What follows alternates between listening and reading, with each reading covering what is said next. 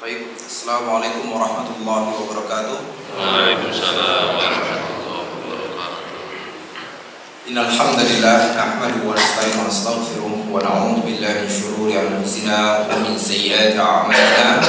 Man yahdihillahu fala mudilla lahu wa man yudlil fala hadiya lahu. Asyhadu an la ilaha illallah wahdahu la syarika lahu wa asyhadu anna Muhammadan 'abduhu wa rasuluh.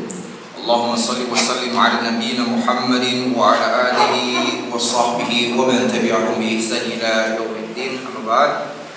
Ikhwatul iman rahmatullah subhanahu wa ta'ala, puji syukur kita kepada Allah Jalla wa ala yang telah memberikan limpahan rahmatnya, maghfirahnya, kenikmatan-kenikmatannya kepada kita semua, baik nikmat keimanan, keislaman, kesehatan, kekuatan serta nikmat-nikmatnya yang lainnya, sehingga alhamdulillah Allah permudah bagi kita semua walaupun dalam keadaan hujan yang dingin, masya Allah, tapi tetap Allah Subhanahu wa Ta'ala berikan kemudahan kepada kita untuk berkumpul di masjid ini dalam rangka mendekatkan diri kita kepada Allah Subhanahu wa Ta'ala dengan bermajlis ilmu, di mana Rasulullah SAW telah bersabda, "Man salaka tariqan", barang siapa yang menempuh suatu jalan, yaltamisu fi ilman, di mana dia mengharapkan di dalamnya ilmu Allah Subhanahu wa Ta'ala, sahhalallahu lahu bihi tariqal jannah, maka Allah permudah bagi jalan menuju surganya. Dan begitu pula Rasulullah SAW telah bersabda, "Man yuridillahu bihi khairan yufaqihu fid din", barang siapa yang Allah kehendaki untuk mendapatkan suatu kebaikan dalam kehidupannya, yufaqihu fid din, maka Allah jadikan dia paham terhadap agamanya. Kemudian salawat serta salam semoga Allah senantiasa mencurahkan kepada Nabiul Mustafa Nabi Muhammad sallallahu alaihi wasallam yang telah mengajarkan kepada kita Islam yang sempurna, membimbing kita menuju keridhaan Allah Subhanahu wa Ta'ala, di mana Allah Subhanahu wa Ta'ala telah berfirman, "Qul in kuntum tuhibbunallah", katakanlah ya Muhammad, jikalau kalian benar-benar cinta kepada Allah, fattabi'uni, maka ikutilah Rasulullah sallallahu alaihi wasallam dalam akhlaknya, muamalahnya, ibadahnya, yuhibbukumullah, maka Allah pun akan cinta kepada kalian, wa yaghfir lakum dzunubakum, dan akan mengampuni dosa-dosa kalian. Baik, ikhwatul iman rahmatullah subhanahu wa ta'ala, insyaallah pada kesempatan kali ini kita akan membahas dosa besar yang selanjutnya, yaitu dosa besar pemimpin yang zalim. Ya, dosa besar pemimpin yang zalim. Ikhwatul iman rahmatullah subhanahu wa ta'ala, Allah Subhanahu wa Ta'ala telah memerintahkan kepada kita semua kaum muslimin untuk bersikap adil dalam setiap keadaan, ya, dan terutama sekali ya bersikap adil dalam kepemimpinan, di mana Allah Subhanahu wa Ta'ala telah berfirman, "Innallaha ya'muru bil 'adli wal ihsan", sesungguhnya Allah Subhanahu wa Ta'ala telah memerintahkan kepada kalian untuk bersikap adil dan juga untuk berbuat baik atau berbuat ihsan. Sehingganya jikalau ada seorang pemimpin yang dia bisa berlaku adil ya kepada rakyatnya, maka dia akan mendapatkan keutamaan yang besar dalam kehidupannya, baik di dunia maupun di akhirat nanti. Dan salah satunya ya bahwasanya pemimpin yang adil dia akan mendapatkan naungan di sisi Allah Subhanahu wa Ta'ala. Ya, akan mendapatkan naungan di sisi Allah Subhanahu wa Ta'ala ketika di akhirat nanti. Sebagaimana sabda Rasulullah sallallahu alaihi wasallam yang mengatakan, "Sab'atu yudhilluhumullahu fi dhillihi yauma la dhilla illa dhilluh." Ada 7 golongan yang akan mendapatkan naungan di sisi Allah Subhanahu wa Ta'ala pada hari tidak ada naungan kecuali naungan Allah. Apa itu apa? 7 golongannya, Pak? Pak, apa aja 7 golongannya, Pak? Ini saya sering nyebutin kayaknya. Ya, Pak. Hafal semua, Pak? Hafal di luar kepala ya. Hafal di luar kan? Saya sering kali ya, masya Allah. 7 golongan tersebut. Ya, 7 golongan tersebut. Dan tadi katanya masya Allah hafal di luar kepala. Benar-benar di luar kepala. Hilang semuanya. Ya, masuk kuping kanan, keluar kuping kanan. Masya Allah. Gak masuk sedikit. Apa 7 golongan tersebut, Pak? Ini diingetin, Pak ya, diingetin. Kita introspeksi diri kita. Apakah kita sudah termasuk kepada 7 golongan tersebut? 7 golongan tersebut yang akhirnya bisa menyelamatkan kita ketika di akhirat nanti, ketika tidak ada naungan, tidak ada perlindungan, ya, kecuali perlindungan Allah Subhanahu wa taala ketika matahari sudah begitu dekatnya, hanya berjarak 1 mil, di mana manusia pada waktu itu ya tenggelam dengan air keringatnya sendiri. Ada yang tenggelamnya semata kakinya, ada yang sebetisnya, ada yang sepinggangnya, ya, ada yang sampai lehernya dan bahkan sampai menutup mulut. Ya, dikarenakan apa? Panasnya terik matahari tersebut. Tetapi bagi orang-orang yang beriman dan 7 golongan ini, ya, mereka akan berada di bawah naungan Allah Subhanahu wa taala dan mereka tidak tenggelam dengan apa? Keringat sendiri. Nah, 7 golongan tersebut adalah apa? Kata Rasulullah, yang pertama adalah imamun adil. Nah, ini poinnya ya. Nanti kita tambahkan deh supaya 7 golongan tersebut apa aja, ya. Yang pertama adalah imamun adil. Nah, ini poinnya yaitu pemimpin yang adil. Nah, ini poin pertama. Yang kedua apa? Pemuda. Kenapa pemudanya? Ya. Kenapa pemudanya? Yang kedua pemuda itu syabun nasya'a fi ibadatillah, yaitu seorang pemuda yang tumbuh dalam keadaan beribadah kepada Allah Subhanahu wa taala. Masuk enggak Pak di golongan ini, Pak? Masuk ya. Masya Allah. Yang ngomongnya Masya Allah. HBG yang ngomongnya juga Masya Allah. Ya. Nah, ini kedua. Lalu kemudian yang ketiga apa? Rajulun qalbuhu mu'allaqun bil masajid. Seorang laki-laki yang hatinya selalu terikat dengan masjid. Nah, masuk tidak dalam golongan ini? Ya, masuk tidak? Atau datang ke masjidnya sekali, setahun lagi sekali, ya, masuk sekali 2 hari, 3 hari, Masya Allah, pas lagi tinggi-tingginya moodnya, datang. Setelah itu setahun kemudian gak datang lagi. Nah, ini bukan gak termasuk ya, gak termasuk. Karena apa di sini dikatakan rajulun qalbuhu mu'allaqun bil masajid, seorang laki-laki yang hatinya terus terikat dengan masjid. Jadi kangen dan rindu dengan masjid. Bukan mut-mutan. Nah, ini kita lihat apakah kita masuk dalam klasifikasi yang ini. Lalu kemudian yang keempat, rajulani tahabba fillah ijtama'a alaihi wa tafarraqa alaihi. Yaitu 2 orang pemuda yang mereka saling mencintai, saling menyayangi karena Allah Subhanahu wa taala, ijtama'a alaihi, di mana mereka berkumpul karena Allah Subhanahu wa taala, wa ijtama'a wa tafarraqa alaihi, dan mereka pun berpisah karena Allah Subhanahu wa taala. Masuk ada Pak dalam kelompok tersebut? Ini seperti ini nih. Ya, bermajlis ilmu seperti itu nih. Ya, kita berkumpul karena Allah dan berpisah pun juga karena Allah Subhanahu wa taala. Ini akan Masya Allah akan menjadikan kita sebagai golongan yang mendapatkan naungan di sisi Allah Subhanahu wa taala. Dan enaknya juga di sini adalah berkumpul dengan orang-orang soleh, ya, berkumpul dengan orang-orang soleh. Dan andai Pak, Masya Allah, lebih indah lagi kalau andainya Masya Allah antum saling kenal di sini ya. Atau dia nggak kenal nggak Pak? Saya yang nggak kenal dengan antum juga nggak kenal saya.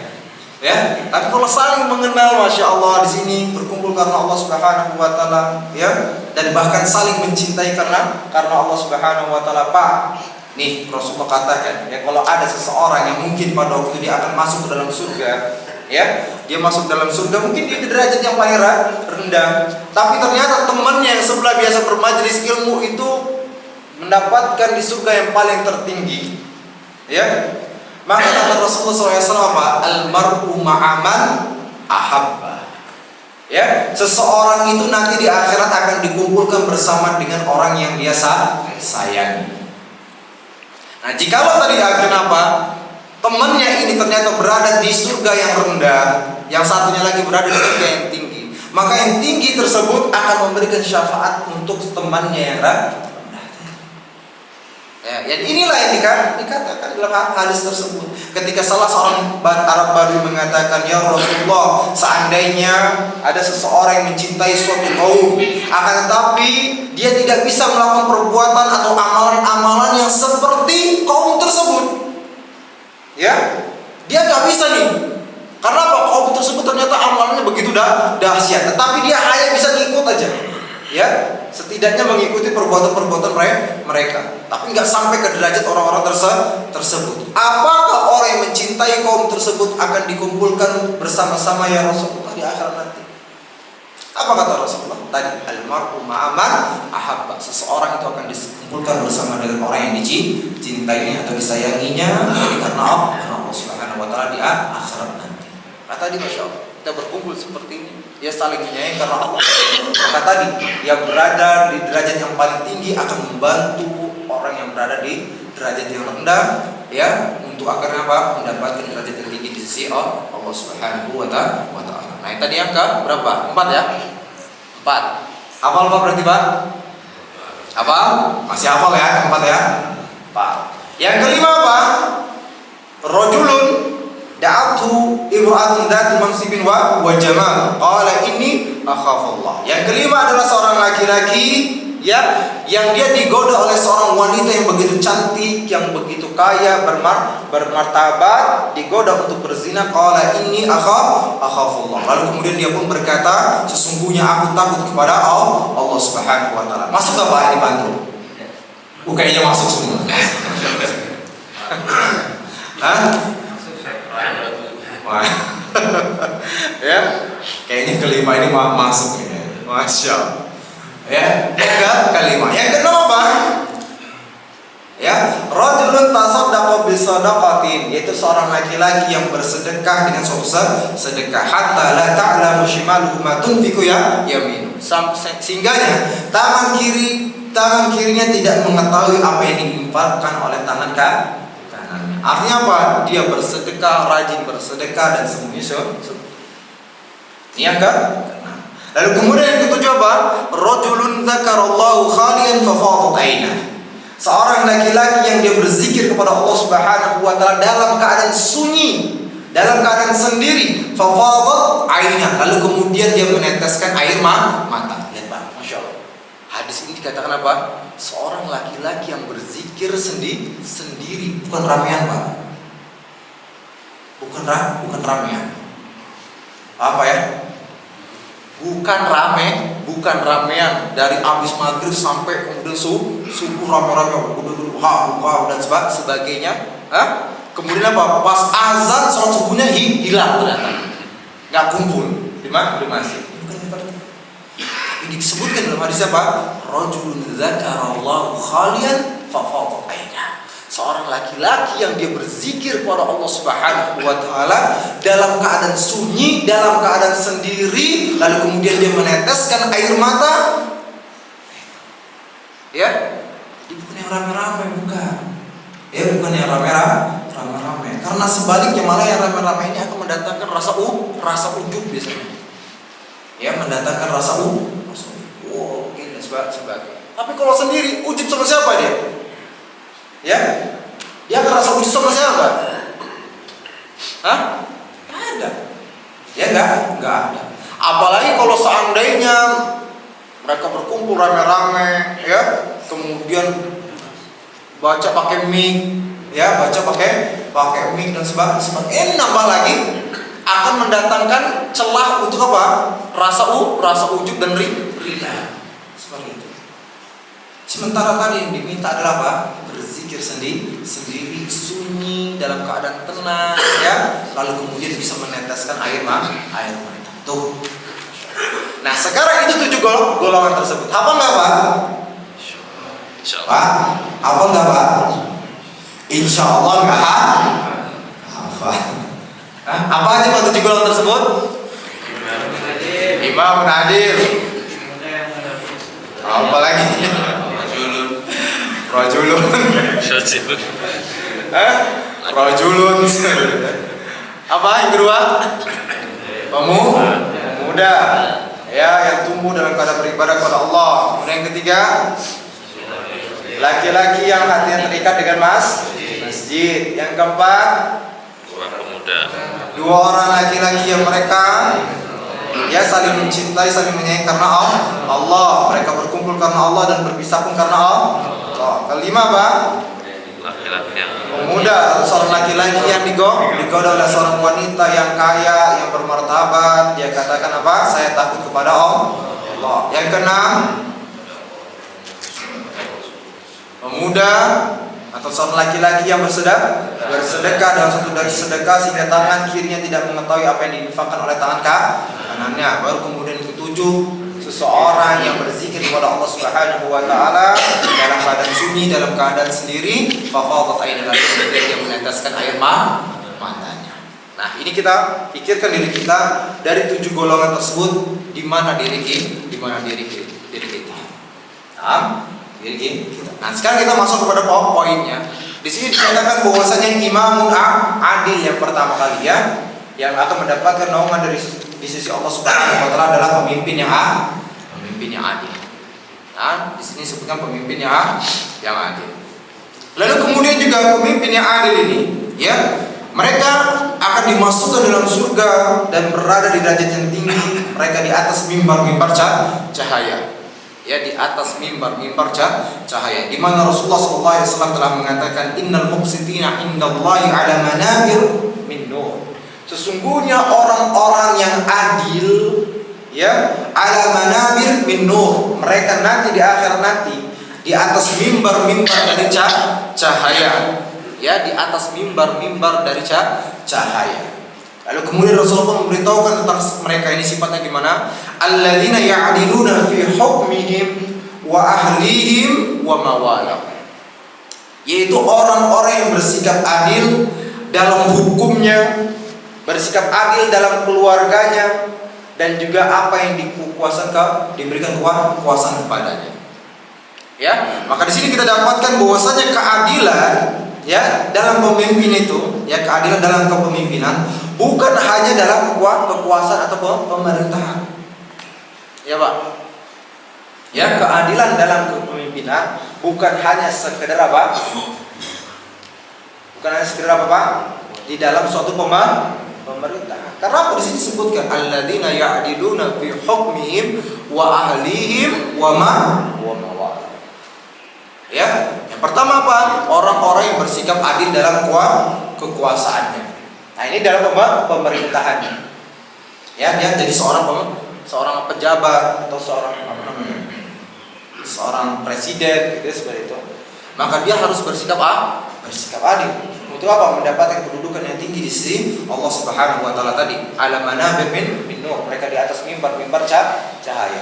Lalu kemudian yang kedua apa? Dia pun juga bersikap adil dalam keluarganya. Pak.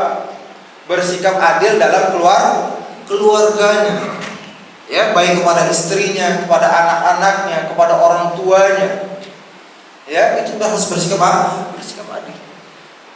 Jangan sampai akhirnya seorang laki-laki dia melebihi kasih sayangnya, melebihi kepada istrinya. Ini melebihi kasih sayangnya kepada orang tuanya. Ini enggak adil.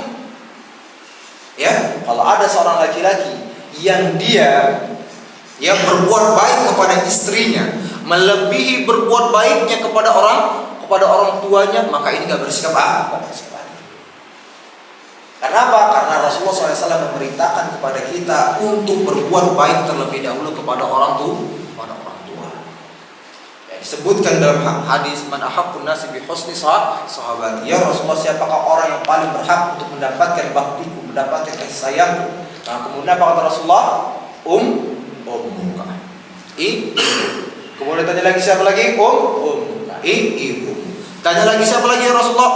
Ummuka, yaitu ibu. Dia kan? Lalu kemudian tanya lagi siapa lagi ya Rasulullah? Abu. Baru ayah. Baru kemudian yang rendahnya lagi yang rendah. Terus apa itu dalam keluarga. Nah, ini terkadang seseorang di dalam keluarganya saja tidak bisa berlaku adil. Seseorang dalam keluarganya saja tidak berlaku. Lalu kemudian tiba-tiba dia mengharapkan pemimpin pemerintahnya Dan inilah yang terjadi di masyarakat kita. Kebanyakan kita berharap besar dengan pemimpin yang adil, tetapi kenyataannya dirinya sendiri tidak adil. Tidak adil. Dan Rasulullah SAW telah mengatakan apa? Kullukum ra'in wa kullukum mas'ulun an ra'iyati. Masing-masing kalian adalah pemimpin dan masing-masing kalian akan dimintai pertanggungjawabannya atas kepemimpinan. Coba ya. Jadi semua kita adalah pemimpin. Maka kita pun juga harus bersikap adil dalam kepemimpinan kita. Nah, itu. Lalu kemudian ketiga juga dia pun harus bersikap adil. Ya, keadilan dalam apa? Dalam apa yang dikuasakan kepadanya. Misalnya, ya, dia adalah seorang bos di atas dalam sebuah perusahaan. Maka pada waktu itu pun dia pun harus bersikap adil kepada karyawan.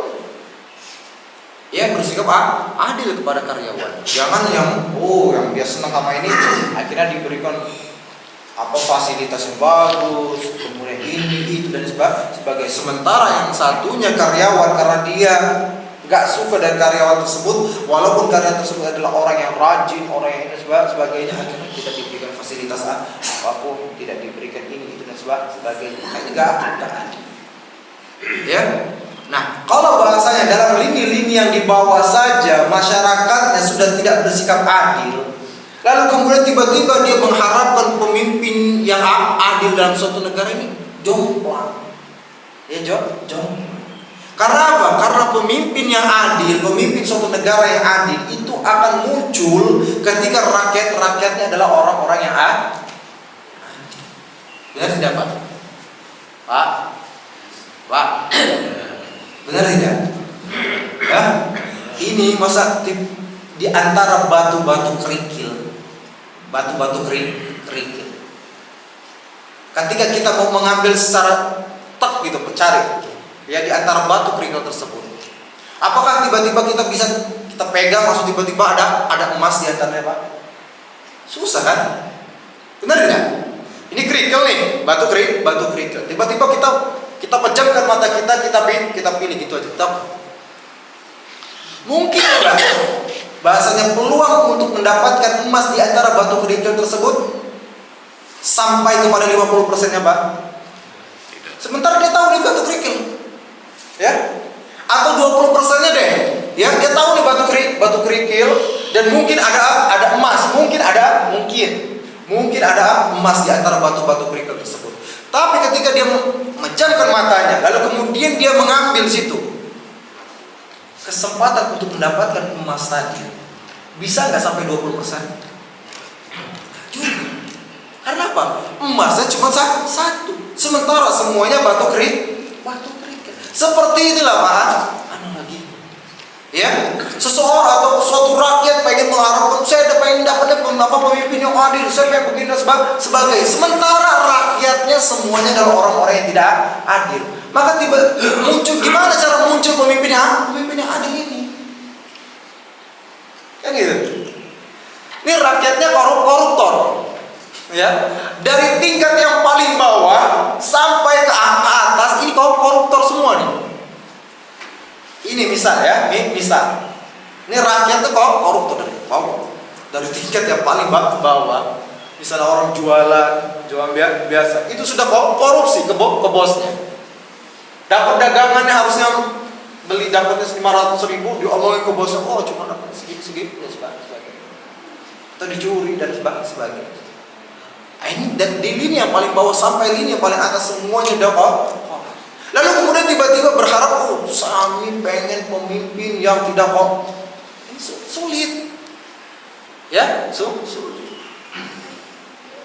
Jelas Pak? Ya, jadi kayak seperti hayalan belaka saja mengharapkan pemimpin adil, sementara rakyatnya orang-orang yang tidak adil. Sementara kita katakan pemimpin yang adil ini terlahir dari rakyat yang adil. Jelas, Pak? Pak, jelas? Makanya pernah disebutkan, ya, ada seseorang datang kepada Ali bin Abi Thalib, Pak. Ya, apa kata orang tersebut, Pak? Ini dengan lantangnya Pak. Orang tersebut berkata kepada Ali bin Abi Thalib, "Ya Amirul Mukminin, wahai Amirul Mukminin, kenapa keadaan sekarang ini, keadaan ketika engkau memimpin ini tidak seperti keadaan ketika Umar bin Khattab memimpin?" Apa jawab Ali bin Abi Thalib Pak? Pak, Rakyatnya seperti saya. ada nggak? Ali bin Abi Thalib salah pilih nggak Pak?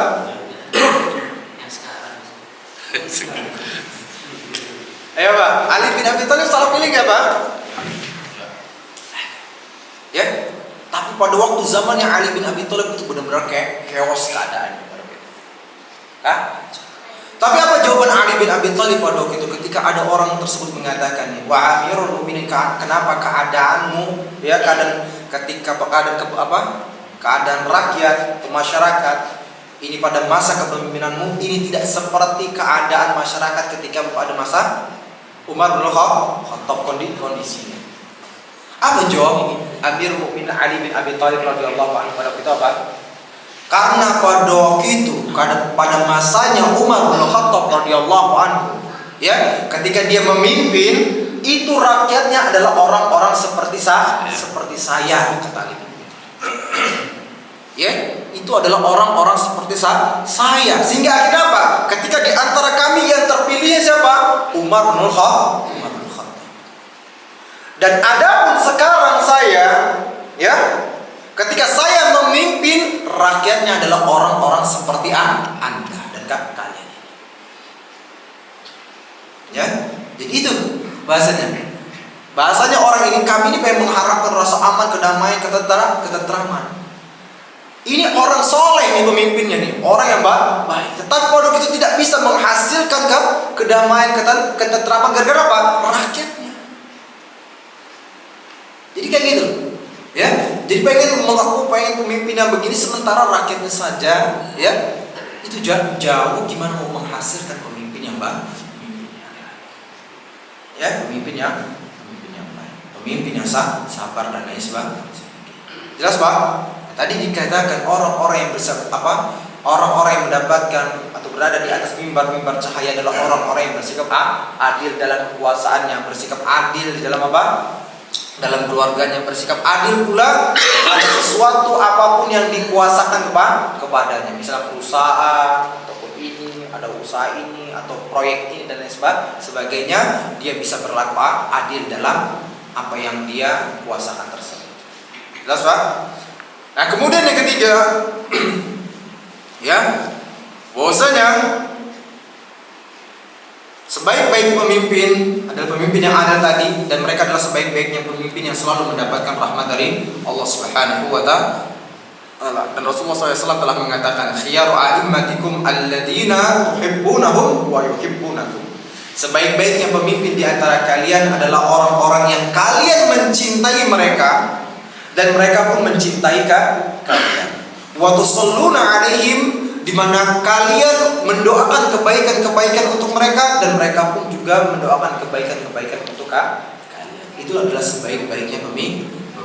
Akan tetapi kalau seandainya di antara pemimpin dan rakyatnya udah saling hujat-hujatan, ya ini yang repot. Ya ini yang repot. Pasti akan jauh dari rasa aman. Ya, akan jauh dari rasa. Lalu kemudian juga bahwasanya pemimpin yang adil, ya, ini sebagai penghuni surga. Di mana Rasulullah SAW mengatakan ahlul jannah salasah. Ya, penghuni surga itu ada tiga.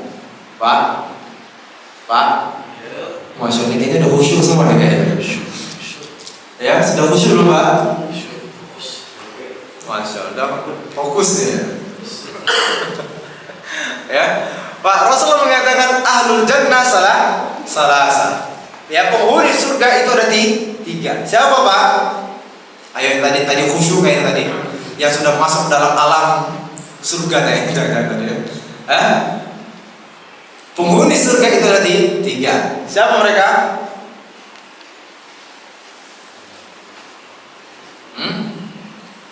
Kata Rasul, ya. penghuni surga itu ada tiga. Yang pertama apa? Zul sultanin muqsitun muwaffaq, yaitu seorang pemimpin yang adil, ya, dan juga selalu mentaati apa yang diperintahkan oleh Allah Subhanahu wa Ta'ala. Ini Pak. Ini. Yang pertama. Lalu kemudian yang kedua Pak, rajulun rahimun raqiqul qalbi bikulli dhi qurba wa muslim. Itu seorang laki-laki yang penyayang, yang lembut hatinya kepada para kerabatnya dan juga kaum muslimin yang ada di sekitarnya. Ini yang kedua. Ya Pak, ini yang kedua. Lalu kemudian yang ketiga kata Rasulullah, rajulun afifun mutasaddid, rajulun faqirun, ya, afifun mutasaddid. Itu seorang laki-laki yang fakir, ya, akan tetapi dia selalu menjaga kehormatannya, gak suka meminta-minta kepada manusia, mutasaddiq, dan bahkan sebaliknya dia adalah orang yang hobi bersedekah di jalan Allah Subhanahu wa Ta'ala sesuai dengan kemampuannya. Ya, rajin dia. Padahal dia fakir. Ya, padahal dia fakir, tapi dia malah sebaliknya, ya, dengan kefakirannya dia selalu berusaha untuk menjadi orang yang bersedekah di jalan Allah. Nah, pertanyaannya bagaimana? Antum fakir atau tidak, Pak? Pak, antum fakir gak? Atau fakir miskin? Fakir ilmu. Hah? Ya? Ini sudah gak fakir, Masya Allah, berkecukupan, tapi suka minta kepada orang lain. Dan sebaliknya pula gak suka bersedekah. Sementara yang dikatakan oleh Rasulullah penghuni surga 8 tadi, rajulun fakir, dia fakir, tapi dia menjaga kehormatannya, gak suka meminta-minta kepada manusia, dan sebaliknya dia malah rajin bersedekah di jalan Allah Subhanahu wa Ta'ala. Nah, ini tiga orang tersebut yang menjadi penghuni surga di sisi Allah Subhanahu wa Ta'ala. Pak, dari sini kita dapatkan, Masya Allah, ya, kayaknya tadi setiap kali disebutkan siapa-siapa golongannya, selalu yang pertama siapa? Pemimpin yang selalu. Ini menunjukkan bahwasanya apa, Pak? Pemimpin itu di antara dua kemudahan, Pak. Ya, pemimpin itu di antara dua kemudahan. Apa itu, Pak? Kemudahan apa, Pak? Pak? Masih khusyuk, Pak? Masih bertahan? Masih, ya? Masya Allah. Saya katakan tadi bahwasanya pemimpin itu di antara dua kemudahan. Yang pertama adalah kemudahan untuk masuk ke dalam surga Allah Subhanahu wa Ta'ala. Itu tadi selalu yang disebutkan yang pertama kali kalau misalnya ada hal-hal yang memasukkan seorang ke dalam surga, itu adalah siapa?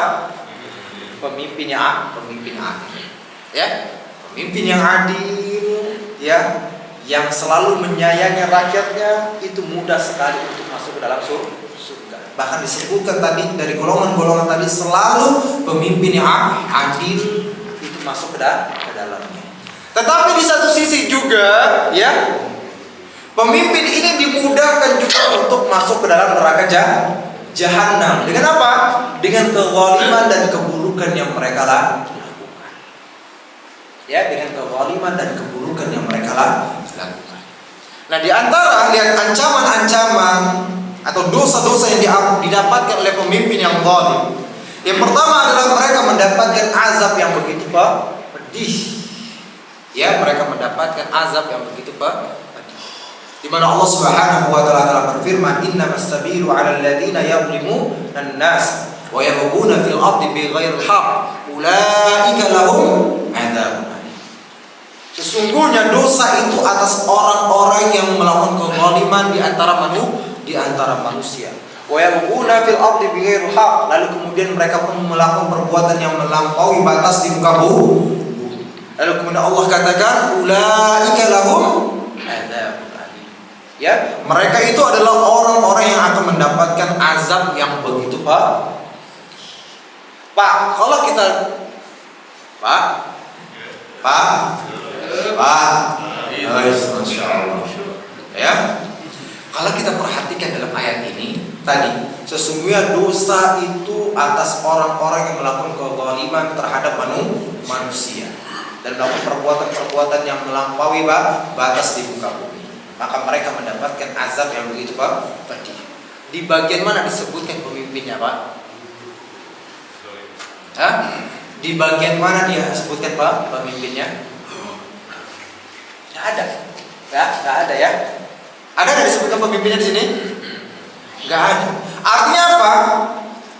Ayat ini berlaku kepada siapapun yang melakukan kezaliman kepada manusia, maka dia akan mendapatkan azab yang begitu pedih. Ya, siapapun manusia yang melakukan kezaliman, dia akan mendapatkan azab yang begitu pedih. Nah, masalahnya ya, ketika seseorang menjadi seorang pemimpin, lalu kemudian dia melakukan kezaliman terhadap rakyatnya, maka kezalimannya semakin luas dan semakin besar. Kalau kezalimannya semakin luas dan semakin besar, dosanya semakin besar nggak, Pak? Ini saja tadi dikatakan dia menzalimi manusia yang lainnya. Ya mungkin yang dizalimi cuma 1 orang, 2 orang, 3 orang, 4 orang. Itu dia mendapatkan azab yang begitu pedih. Lalu bagaimana kalau seandainya yang dizalimi adalah rakyatnya? Ya, yang bisa sampai jutaan, 2 jutaan, 3 jutaan, 4 jutaan. Afan, Indonesia berapa juta? Pak, Indonesia berapa juta, Pak? 90 apa? Juta. Ya, 290 juta. Anggap 100 juta yang gitu. Banyak nggak, Pak? Banyak sekali. Dan itu semua dia harus mempertanggungjawabkan di hadapan Allah Subhanahu wa Ta'ala. Paham ya? Jelas? Jelas, Pak? Nah, ini apa? Dosa yang diangkatkan bagi para pemimpin yang Allah. Dan juga tadi kita katakan ya, bagaimana pemimpin yang buruk atau pemimpin yang zalim ini akan dipermudah untuk masuk ke dalam neraka jahanam, ya, dan juga dosanya atau azabnya itu begitu dahsyat. Di mana tadi disebutkan, dan bahkan ada lagi secara sharih lagi, ya, di mana Rasulullah SAW telah bersabda, "Asyaddun nasi 'adzaban yaumil qiyamah imamun jahir."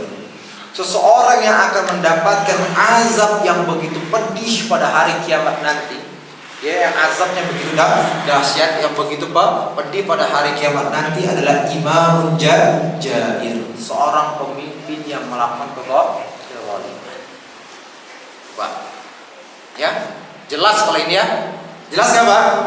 Hadis Rasulullah SAW jelas. Pada mulia mengatakan asyaddun nasi 'adzaban yaumil qiyamah imamun jahir. Orang yang akan mendapatkan azab yang begitu pedih pada hari kiamat nanti adalah siapa? Pemimpin yang Allah, pemimpin yang zalim. Ya, pemimpin yang Allah.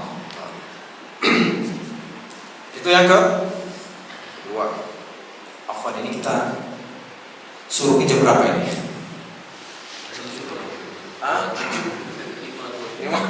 Masya Allah, kita subuhnya dahsyat tadi ya. Subuhnya dahsyat jam 4 ya, Pak ya. Jadi suruhnya jam setengah 6 ya, pas setengah 6 ya. Suruhnya setengah 6, kita sampai suruh, habis itu kemudian tanya jawab. Orang mau ada tanya. Jadi bukan sampai jam 6, Pak. Kalau jam 6 Masya Allah, panjang kita ya. Masalahnya ini sudah mulai gempor nih, sudah mulai watt-wattnya udah mulai turun semua nih. Ya, sudah mulai turun. Jurita ya. Masya Allah. Udah tinggal waktu terakhir nih. Ya. Begitu pula bagaimana Rasulullah SAW menyatakan ya, salasun la yukallimuhullahu yaumal qiyamah wa la yuzakkihim ya walahum adzab wala yanzuru ilaihim walahum adzabun alim. Ada 3 golongan, ya ada 3 orang yang Allah Subhanahu wa taala tidak ingin berbicara dengan mereka, wala yuzakihim, dan Allah tidak mau mensucikan mereka, wala yanzuru ilaihim, dan Allah tidak mau melihat mereka, walahum adzabun alim, dan bagi mereka azab yang begitu pedih. Siapa di antaranya? Yang pertama adalah malikun kadzdzab. Ya, malikun kadzdzab, yaitu pemimpin yang berdusta. Yang kedua apa? Syekhun zani, yaitu orang tua yang berzina. Lalu kemudian yang ketiga apa?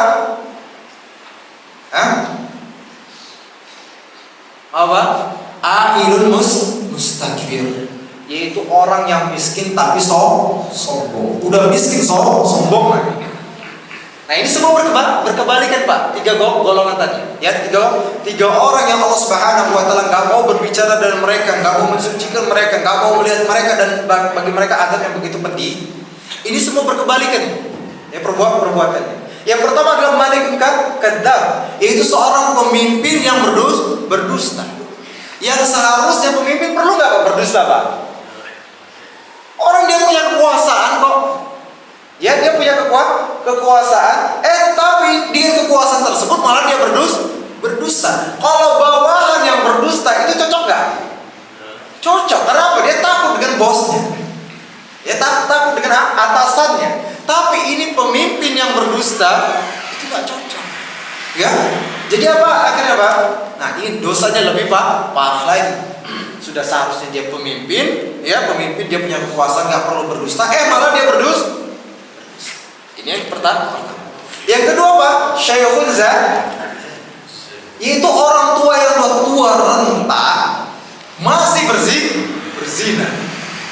Pak, kalau pemuda yang berzina itu wajar. Ya, kalau pemuda yang berzina itu wajar. Kenapa? Dia masih punya keberanian, dia masih punya hawa nafsu yang besar, masih menggebu-gebu. Lah ini udah tua, udah. Ya bahasanya baru pindah dari satu gerakan ke gerakan lain, udah sakit pinggang, ya makan kerupuk patah giginya, lalu kemudian masih melakukan perbuatan zina. Nah, ini repot nih, repot. Nah yang ketiga apa? Ailun mustakbir, orang miskin sombong. Ini dahsyat banget. Ya, kalau orang kaya sombong wajar nggak Pak? Pak, orang kaya sombong wajar gak? Mungkin kita katakan bisa wajar. Kenapa? Dia mempunyai harta yang banyak. Ya, harta yang banyak. Itu masih wajar bahasanya gitu ya. Masih wajar kalau ada orang yang kaya dia sombong. Itu masih wajar. Kenapa? Ada yang dia sombongkan. Walaupun kita katakan namanya sombong itu milik Allah, kesombongan hanyalah milik Allah Subhanahu wa taala, dan enggak boleh bagi hamba-hamba Allah Subhanahu wa taala untuk bersikap sombong. Ya. Ya, Mbak, karena Rasulullah pernah mengatakan apa? Ya, kata Rasulullah SAW dalam hadis qudsi, Allah Subhanahu wa taala berfirman, al-kibriya'u apa? Ridha. Ya, al-kibriya'u ridha. Al-kibriya'u izar, sesungguhnya ridai. Bahwasanya kesombongan itu adalah selendang. Ya, sedangkan wal izzatu izar.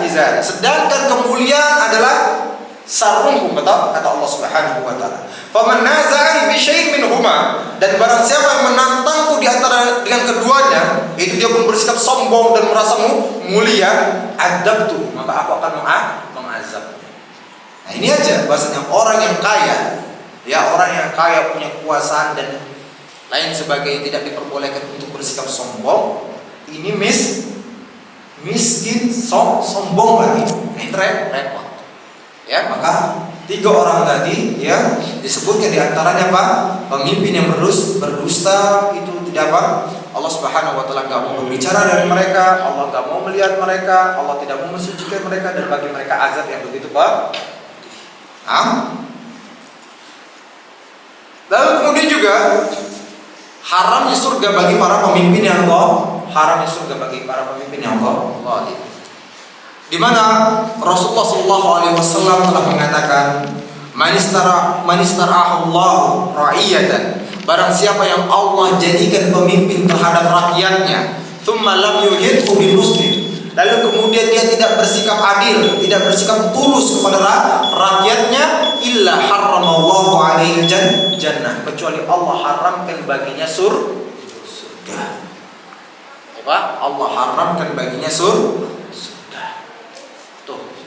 Ya. Nah, ini juga Pak, hadis ini sedikit ya. Hadis ini pun juga sebagai bantahan terhadap orang-orang yang mengatakan bahwasanya ya ulil amri itu harus ada kekhalifahannya.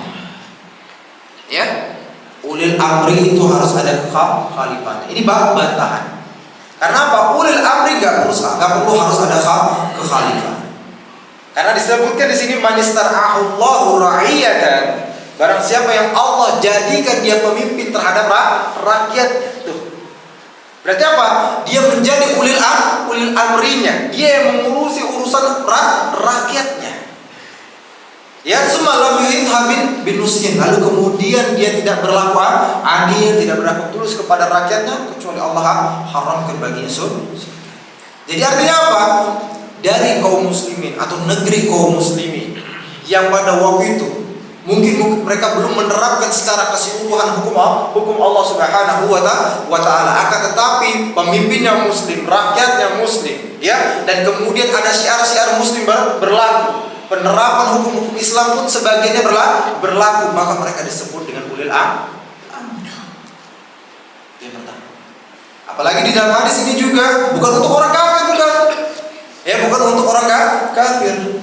Karena apa? Di sini disebutkan sudah jelas illa haramallahu alaihi jannah, kecuali Allah haramkan baginya surga. Kalau orang kafir sudah jelas dia haram baginya surga. Tetapi di sini dimaksudkan adalah seorang mukmin, seorang muslim, ya, muslim tetapi dia menjadi pemimpin yang zalim. Nah, kemudian Allah haramkan baginya surga. Lalu kemudian muncul lagi sebuah pertanyaan, Pak, dalam hadis ini. Kok di sini dikatakan diharamkan baginya surga, Pak? Bukankah kita mengetahui bahwasanya yang diharamkan untuk masuk dalam surga siapa? Pak, Masya Allah, ini buatnya dijatuh beneran nih, habis beneran nih buatnya ya. Ya, ini bukan lagi cerita ini kayaknya. Udah tiup fluid nih kayaknya. Apa? Kita mengetahui nih, ya, bahwasanya seseorang yang diharamkan untuk masuk dalam surga itu siapa? Orang kafir. Lalu kemudian di sini, ya, ada orang-orang yang diharamkan masuk surga. Terus gimana kira-kira? Ya, seorang muslim. Ternyata akhirnya apa? Dia menjadi seorang pemimpin yang zalim, diharamkan baginya surga. Itu kira-kira gimana cara kita untuk menghubungkan, sementara yang kita ketahui yang diharamkan untuk masuk dalam surga adalah apa? Orang-orang kafir, orang-orang yang mati dalam kesyirikan dan lain sebagainya, sejenisnya. Kira-kira gimana tuh, Pak, pengertian dari hadis ini, Pak? Ada yang bisa jelasin, Pak? Apa?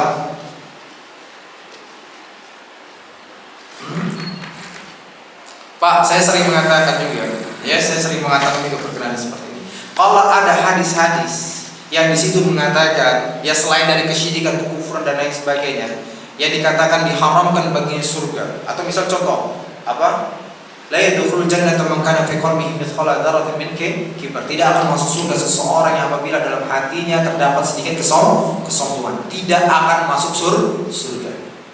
Artinya apa? Diharamkan baginya surga. Pak, ini ada dua maknanya. Yang pertama, dia diharamkan untuk masuk surga sementara waktu. Ya, akan tetapi dia dimasukkannya dalam waktu yang begitu panjang.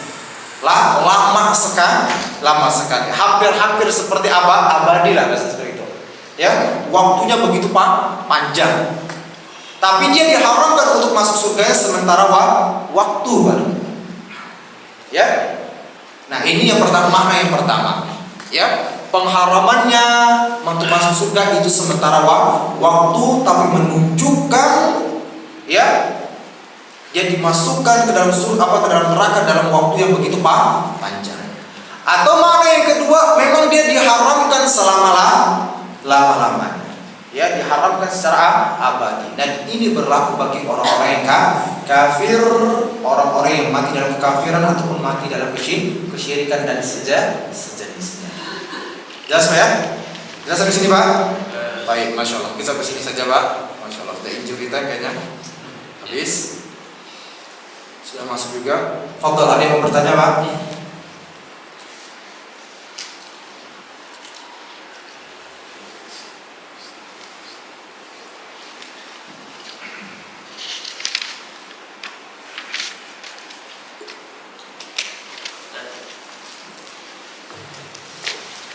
Jadi kalau kita disuruh memilih pemimpin, faktor apa saja yang dikedepankan? Tanpa melihat bawahnya dulu. Ya, Pribadi. langsung aja Pak ya, tiba-tiba gitu ya. Dengan keadaan sekarang Pak, ya, dengan keadaan sekarang, ya udahlah gitu ya. Dengan sisa-sisa yang ada aja seperti itu. Faktor apa yang harus kita pilih terhadap seorang pemimpin tersebut? Yang pertama adalah kredibelnya pemimpin tersebut. Ya, kredibilitas pemimpin tersebut. Dalam artian dia memiliki keahlian dalam kepemimpinan. Ya, keahlian dalam kepemimpinan. Jangan sampai orang-orang yang nggak punya keahlian dalam kepemimpinan dia yang menjadi seorang pemimpin. Dan inilah sekarang yang terjadi pada masa ini. Ya, berapa banyak manusia-manusia yang dia sebenarnya nggak punya kemampuan. Ya, nggak punya kemampuan untuk memimpin, tetapi dia mencalonkan dirinya untuk menjadi seorang pemimpin. Karena apa? Karena mengharapkan dunia. Ya, karena mengharapkan dunia. Dan juga bodohnya dia terhadap agama. Sehingga akhirnya apa? Dia mencalonkan dirinya untuk menjadi seorang pemimpin, padahal dia tahu dia tidak mempunyai kapasitasnya. Dan Rasulullah SAW telah mengingatkan ya terhadap orang-orang seperti ini. Apa kata Rasulullah? Yang tahrisuna alal imarah. Kalian ini benar-benar berharap dan menggebu-gebu untuk mendapatkan suatu kepemimpinan. Wasatakun nadamah yaumal qiyamah. Padahal hal tersebut akan menjadi penyesalan kalian pada hari kiamat nanti. Karena apa? Tanggung jawabnya besar. Dia akan dihisap habis-habisan. Dan bahkan dia akan menjadi seorang yang bangkrut. Saya sering menyebutkan tentang hadis muflis ya. Hadis bangkrut. Ada ingat gak Pak? Ketika Rasulullah ngomong kepada para sahabatnya, atadruna manil muflis, tahu gak kalian itu siapa orang yang bangkrut? Apa jawab para sahabat? Al-muflisu fina man la dirham lahu wa la mata'. Ya Rasulullah, orang yang bangkrut di antara kami adalah orang yang enggak punya duit, enggak punya harta, kata sahabat. Lalu kemudian Rasul mengatakan al-muflisu min ummati, orang yang bangkrut di kalangan umatku, man ya'ti yaumal qiyamah bi sholatin wa siyamin wa zakat, yaitu orang-orang yang nanti pada hari kiamat nanti membawa pahala yang begitu banyak dari sholatnya, dari puasanya, dari zakatnya, dari ibadah-ibadahnya. Akan tetapi di dunia apa? Wa ya'ti qad syatamaha hada. Akan tetapi di dunia dia telah mencaci maki orang lain. Wa qadhafa hada. Lalu kemudian dia menjatuhkan kehormatan orang lain. Wa akala mala hada, dan memakan harta orang lain.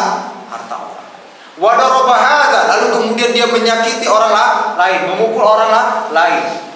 Wasafaka dama hadza, dan menumpahkan darah orang lain, sehingga pahalanya tadi yang terkumpul begitu banyak ditransfer kepada orang-orang yang telah dia zalimi. Dan ketika pahala tersebut sudah habis, sebaliknya dosa-dosa orang yang telah dia zalimi ini ditransfer kepada dirinya, fatuhiha finnar, lalu kemudian dia dilemparkan ke dalam neraka jahanam. Pak, ini perorangan, Pak. Ini perorangan. Kalau ada seseorang melakukan kezaliman kepada yang lainnya seperti itu tuh. Transfer pahala atau transfer dosa. Loh, lalu bagaimana kalau seandainya yang dia zalimi adalah jutaan manusia? Habis dah total ya. Cukup dua orang saja yang dia zalimi, itu saja sudah bisa menghabiskan pahalanya, ya. Lah ini ratusan juta manusia yang diawali. Ini gimana nih? Selesai lah.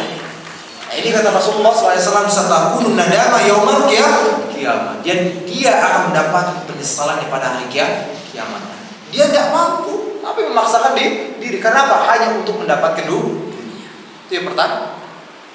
Jadi apa yang pertama? Kredibilitas, kemampuan. Ya. Lalu kemudian yang kedua adalah ketakwaan.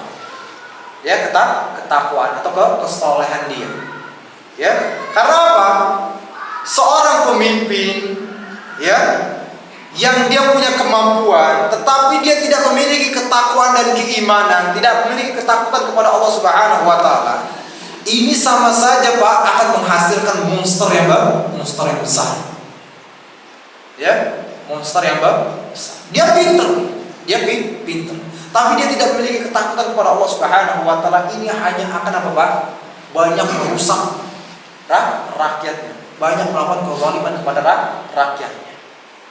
Dia pintar, mengelola ini pintar.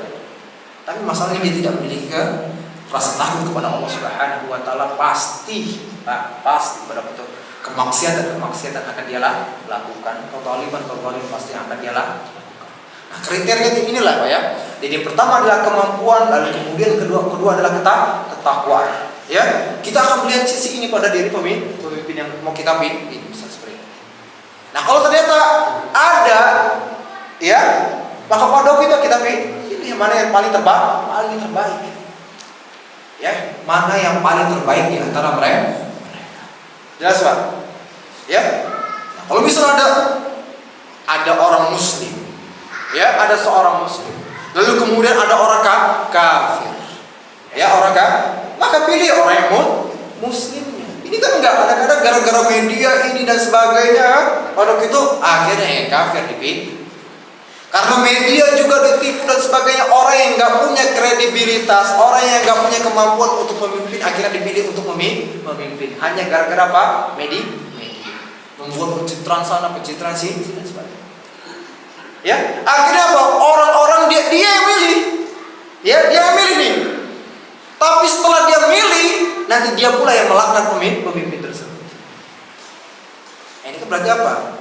Menunjukkan siapa yang gak pintarnya, Pak? Yang harusnya disalahin siapa, Pak?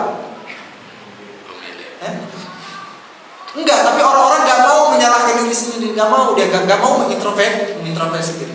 Dia maunya harus ada seseorang yang disalahkan. Siapa yang harus disalahkan? Tuh, pemimpin. Dilaknat, begini dan sebagainya. Padahal kesalahan siapa yang pertama, Pak? Dari dia nih. Ya, dari dia yang salah, memang salahnya. Ketipu dengan ini, ketipu dan itu dan sebagainya. Setelah endingnya akhirnya apa? Ya, dilaknat, begini, itu dan sebagainya. Yang seharusnya, Pak, lihat dilakukan apa yang dilakukan oleh Fudail bin Iyad rahimahullah. Ya, ulama besar. Ulamanya dari para ulama. Apa kata beliau? Lau anni a'lamu anna li da'watu mustajabah. Kalau seandainya saya mengetahui bahwasanya saya ini memiliki doa yang mustajab, la saraftuha lis-sultan. Pasti saya akan mempergunakan doa tersebut untuk kebaikan seorang pemimpin. Karena apa? Kalau seandainya pemimpinnya mendapatkan hidayah, ya, mendapatkan petunjuk dari Allah Subhanahu wa taala, yang tadinya dia adalah pemimpin yang zalim, dikarenakan doa orang ini, Pak, ya, dikarenakan doa orang ini, maka bisa jadi pada itu pemimpinnya menjadi orang yang mendapatkan hidayah dan petunjuk dari Allah Subhanahu wa taala, dan kemudian dia pun melakukan perbuatan kebaikan yang kebaikannya menyeluruh kepada manusia. Tapi kalau melaknat begini itu dan lain sebagainya, Pak, ada ancaman. Ya, ada ancaman dari Rasulullah SAW. Kalau seandainya ada seorang melaknat orang lain, namun kenyataannya orang tersebut tidak layak untuk dilaknat, maka laknat tersebut akan kembali kepada orang yang melaknat. Hati-hati. Jadi kalau antum, siapapun di sini yang ada yang merasa, kayaknya doa saya ini kayaknya mustajab deh, gitu ya. Kayaknya setiap saya berdoa itu selalu dikabulkan oleh Allah Subhanahu wa taala. Maka tadi, Pak, seperti kata Fudail bin Iyad, pergunakan doa tersebut untuk kebaikan seorang pemimpin. semoga dia mendapatkan hidayah petunjuk dari Allah Subhanahu wa taala, dan dia pun akan mendatangkan kebaikan pada rakyat. Jelas ya? Jelas? Nah, Masya Allah, barakallah. Ada lagi Pak? Sampun? Sudah? Sudah ya? Semoga apa yang kita pelajari hari ini bermanfaat bagi kita semua dan dicatat oleh Allah Subhanahu wa taala sebagai pahala yang besar di sisinya. Mari kita tutup dengan baca doa kafaratul majlis. Sekian. Assalamualaikum warahmatullahi wabarakatuh. Waalaikumsalam.